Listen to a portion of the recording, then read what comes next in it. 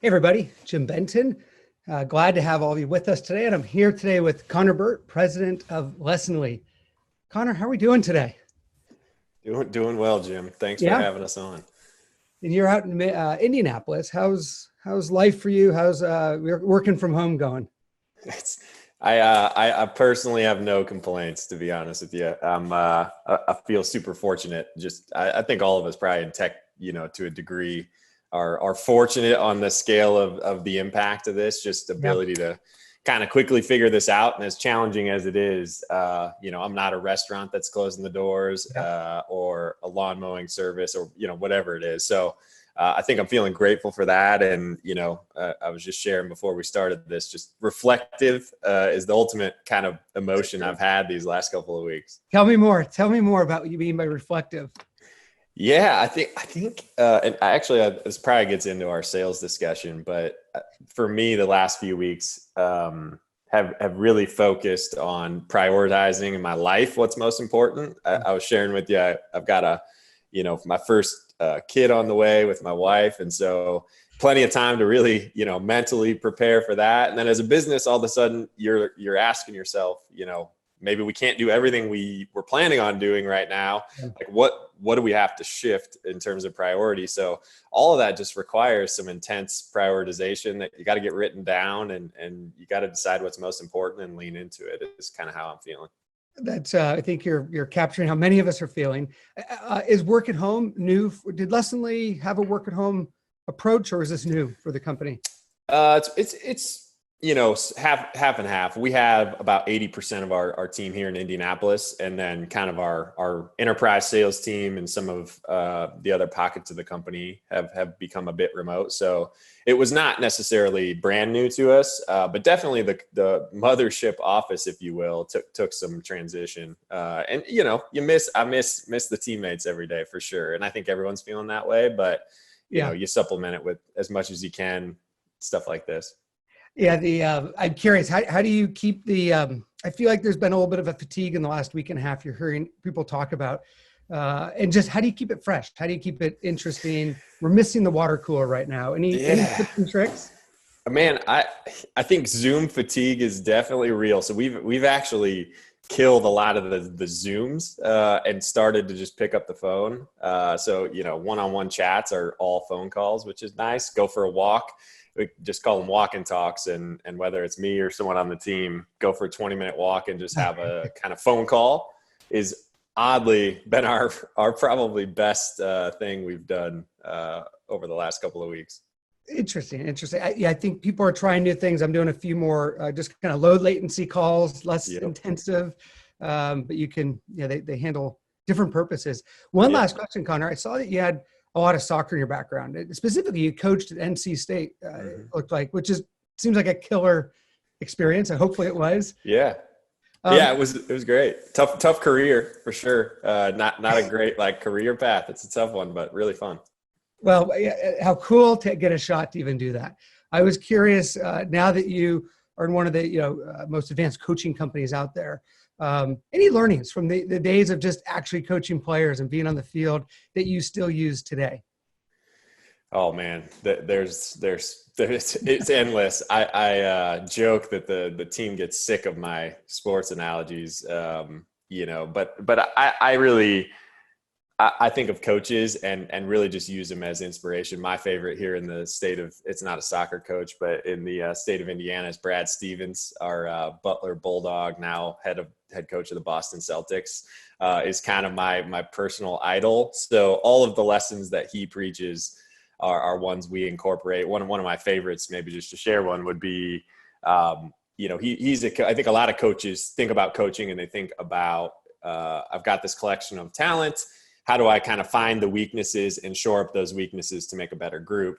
One of the things Brad preaches, and we've actually kind of turned into a core value at Lessonly, is we call it highlight what's working. But Brad's philosophy is kind of based on a book called Soar with Your Strengths. And the idea is, Brad Stevens gets a player. He's like, I'm not going to, maybe you're a good shooter and you're a terrible passer. I'm going to try and make you a better shooter and not try to make you the perfect passer. Right. And if you do that across the team, all of a sudden, everybody gets better at the thing they're already good at instead of trying to be kind of even across every single skill, I think is one of the most prominent lessons I've learned from coaching. I love it. Well, I appreciate you sharing. You bet. Something special about being on the field. So appreciate you joining us on the data today. We're going to specifically look at sales tech companies. So this segment is going a little bit deeper on the SaaS sales tech guys. Overall, as a group, meeting volume was up 6.5%, 6.25% week over week, and up 14% since sort of March 9th period. So this group as a whole has been seeing an opportunity, or at least engaging more in meetings. Is this consistent with what you're seeing, at Lessonly and across, teams you're working with? Yeah, I would say in part. We certainly, like, overall meeting volume, I would say, is not completely recovered from pre-COVID levels for us yet. What we've seen is our inbound channels have actually kind of really started to recover. Our outbound channels, we're still kind of working on getting back to pre-COVID levels. So it's kind of been a mixed bag depending on the channel. And what we've really seen, I think, and hope, is lower volume, but higher quality, is kind of what we've been focused on. Are you finding on the customer side, deal momentum? Is it still there? What are we hearing from the customers in these meetings? Yeah, deal momentum is definitely there. I'm finding that we kind of did a quick snapshot of every open deal we had. About 20% have really sped up. About 20% have completely slowed down and, either gone away, furloughed employees, things like that. And then the kind of middle there is really kind of still operating as business as usual.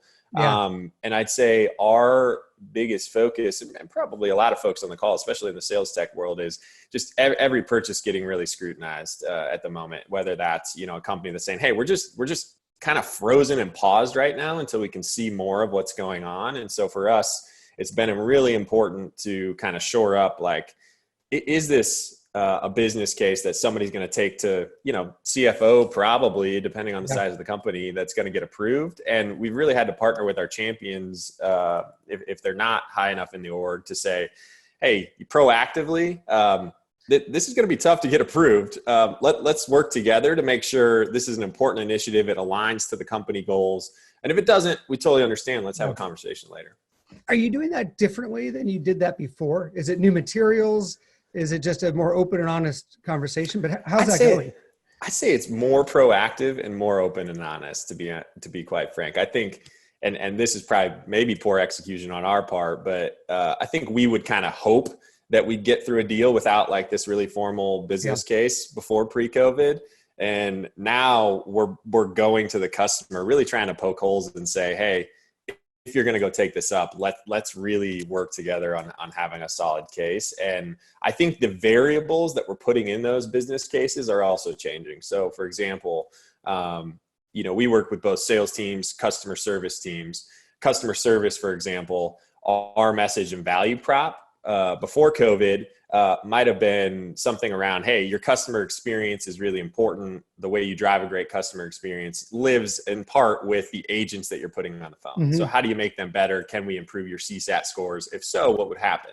Right? That's the kind of business case line of logic we went down. In today's world, right now, we're going to the head of the call center saying, hey, your volume's higher than ever. You have less agents just because of what's going on. They're all working from home. How do we get more time on the phones out of those agents? And it's more of a cost equation. So I think those things are definitely changing, and we're trying to adapt, and it's really a case-by-case basis. We really haven't had time to kind of standardize any one thing. It feels very deal by deal right now.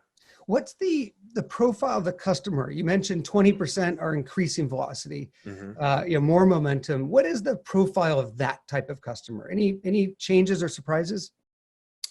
I mean, there's some industry, a little bit of industry concentration, but it really depends on, we're a B2B learning company. So it depends on what the customer's customers are, is really the best we've come to. So if your customer was travel, all right, this conversation's done. So it's obvious things like that, but our health, I think, is related to our customers' health in these cases, especially from a sales use case. And so that's what we're trying to it's almost just a lot more scrutiny over the targets to think about who are they selling to, why are they selling to them, and how this might have impacted it. And then for certain ones, what we're seeing is they're saying, hey, now more than ever, kind of coaching and learning, we have time for it, right? People are sitting at home. Yep. The sales world, maybe not doing as many meetings as I would have. I'm sitting there prospecting all day. I need a break. I can take a 10-minute lesson in our case, or do a 20-minute practice scenario. It feels like customers that are accelerating are saying, hey, now's really the time to invest in skill development and some of the things that are not as outcome focused as hitting your quota, because it could be challenging right now. I think it's terrific feedback. We're seeing the same, and just how to keep people engaged and developed and provide coaching in a remote environment, which I think is what we both care kind of deeply about. Yeah. We looked at sales tech companies, specifically at cold calls, as well as connect rates. So here's looking at, cold call dials are down 34% for sales tech companies, but they're up 7% week over week. So we're, positive week there. On the connect rates, you can see a consistent increase. So we're actually up 11% since last week. Overall, we've been kind of reporting around a 9.6 to about 10% connect rate. How are we doing outbound? What are your thoughts on direct dials and the outbound approach right now? Yeah, our volume has similarly gone down. And I think for 2-3 weeks, honestly, 2-3 weeks, it was a bit of fear, and rightfully so, kind of bit of fear picking up the phone and calling somebody with a lot going on. And I think it took us a minute with our SDR teams to kind of really be both thoughtful and, kind of continue to do what's really important. Because we're seeing at the same time outbound, everybody's kind of shooting off more emails, and that's personal emails and marketing emails. I think HubSpot, you guys, everyone's kind of saying like emails are just getting overloaded. So that leaves, you got to go to other channels, right? And so it took us some time to build that confidence. Now that we are, I think you're right. Connect rates are kind of staying the same. Volume still kind of recovering. I think on the prospecting side, the things that we've seen working, getting a call. Things that we've seen working are two things I thought of. I really love what our teams are doing with just quick video messages. So it's still an email or still LinkedIn, but some really creative time spent on video message and just good, thoughtful research. So again, volumes are down, quality is up. And I think the second is, in some cases we're changing our thought on like, what is our ask of these prospects and these specific prospects. And so we're kind of putting on a lot more of these, I call them craft events. So we keep them super small, similar to like how we used to do field events and dinners and things like that, trying to bring that into a virtual environment. And that's helped us drive engagement with the brand. It hasn't necessarily converted into kind of buying conversations yet, but we've had a lot of success kind of that being the first touch point just to get to know us a little better. BDR teams have typically been in office. And now we've got BDRs and SDRs out working, work from home. Any insights or perspective as you've looked at people shifting and as you think about coaching specifically the BDR function, any changes that you've seen out there? Yeah. I mean, I think the big change is just the energy and the momentum is hard to get when you're sitting there by yourself. And when I've kind of sampled with our SDR team, just kind of asked them how it's going on, the answer is like, hey, look, it's a tough job, however you want to shake it, cold calling and prospecting, it's tough. And when you're not in the office to kind of, this is their words, kind of see the wins, see the AE team celebrating, see our client experience team doing what they do with customers, all of a sudden you lose a bunch of that energy, right? So I think it primarily boils down to the energy that we're trying to really focus on. And the big shift, I think, is, I don't think any of us can humanly sit there 8 hours a day in front of this computer and do the job. So I think the time you're putting in is probably going down as well. And so I think for us, what that has done, it's been a side effect on our AEs in a good way. I think all of us should be thinking about like, what's the responsibility, not just of the SDR to build pipeline, but of the AEs. And I think what we're seeing is, AEs are getting real serious about doing the exact same thing, whether it's slightly different form, which for us, we press on like, hey, let's go ask for referrals or try to add value to existing customers or partner reps. Like there's different forms of prospecting that we're really trying to kind of lean into. Interesting. So just engaging the entire team in the motion. I mean, it's all That's hands right. on deck. Yep. I think it's the right approach. One of the other areas, Conner, I wanted to get your perspective. We've shared two different stats. One is that we've seen an increase in executives and a 73% increase in directors joining the seller conversation. We're seeing similar stats on the buying side. And I've asked others about just their experience. Are you getting pulled into a lot of the meetings? And if so, what role are you playing?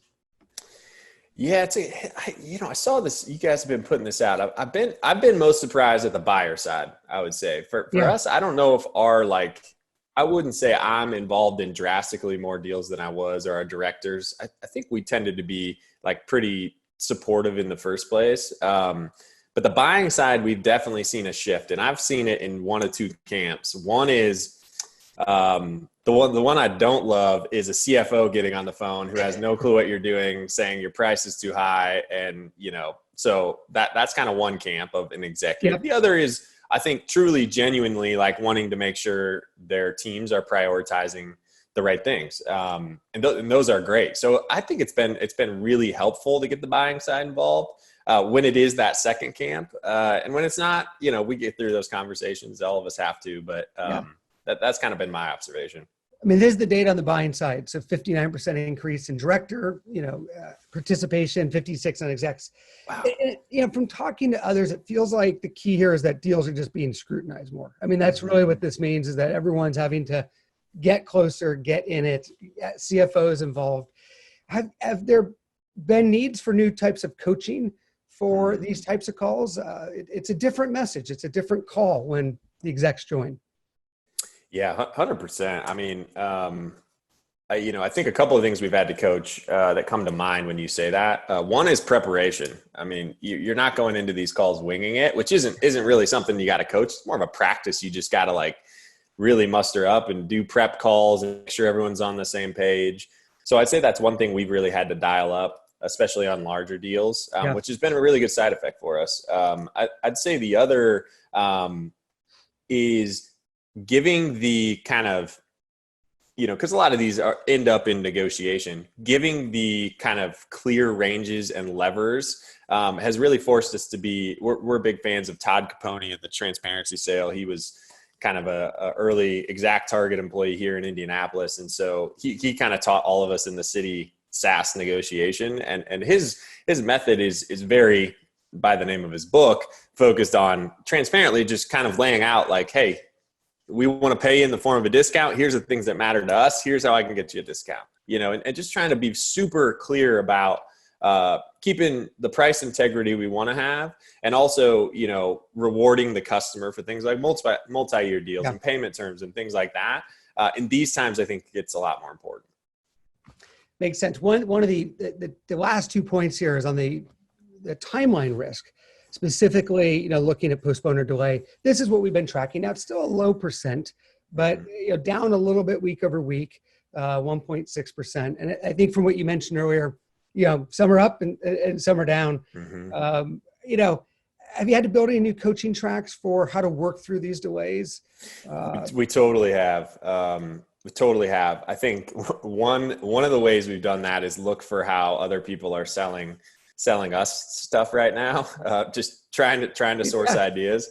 And one of them that we've pushed out. My business partner Max writes a weekly note, and in the weekly note, I think he's very good with words and things that I think we all should be saying. But I think one of the reflections he's had in this time is this phrase he wrote about that said, "If it's important, do it now." Is what he was reflecting on. And it was related actually to our fundraising. We finished our fundraising a week before this all started. And we were having a conversation 3 months ago saying, let's, we can wait till the new year. We're super excited about going and doing it. And, somebody in the room said, hey, if it's important, let's just do it now. And I think that's, we've used that to say, not aggressively pressure a customer, but, to give them the courage that, hey, we think this is solving a problem. And if it's important, let's do it now. If it's not, we totally understand. But I think that level of confidence is really tough to kind of coach to in this time is something I would say. Yeah, I think I like it. It's the Eisenhower matrix a little bit of just urgent and do it. Yep. Get it done and just that focus, the prioritization. Hey, one last stat, Connor, is we've been tracking just mentions on employment risk, and this is either reduction in force, not hiring. Two different areas. We're seeing it. It's increased significantly from earlier March. In terms of us maintaining great customer relationships, are you seeing this both in Indianapolis? Are you feeling that this is consistent with the calls you're on and the customers you're interacting with? Yeah, it is. Unfortunately, yeah, it is. I think it's on everyone's mind, and we've seen it quite a bit. Obviously, it's company to company dependent. Yeah. But in the customer, we've got about 1,000 customers. We've definitely seen kind of a rise week over week in the number of customers just calling saying, "Hey, I've just had to lay off 3/4 of the company," or whatever it might be, which is super, super sad and frustrating. And it's tough. And so I think they're probably the 20% in that boat, and a big majority I think are in the not hiring boat for sure. And so we're really just trying to work through right now as a company, how do we be a resource to those folks? Yeah. I think things like this are a great example. We've tried to we've actually started to put on events for people who have been laid off, so career coaching, financial advice. Yeah. That helps our employees, of course, if they want to go attend those things. But we've tried to have something for when a customer calls us and says, "Hey, half the company just got laid off," or worse, I got laid off and it's been a great person to work with. We have something to send them to around, career coaching, financial advice, or even, just how to manage the ebbs and flows of this experience. So we've had outside speakers come in and really helped us kind of provide those things. But we're kind of scratching our heads on what to do behind that. I think like everyone is. No, those are great. I love the events and just, the supporting of people, I think is what this is all about. Just people coming together and showing their true colors. Connor, I want to say thanks for helping kick off Wednesday with us today. Tomorrow I've got the Sierra of Troops joining, but this has just been awesome. And I'm a 2-time user of your product, wonderful product. And just appreciate you sharing your wisdom and your thoughts with everybody. Heck yeah. Hey, right back at you. Keep up the good work. And thanks everyone for tuning in. Yeah. Thanks. Cheers.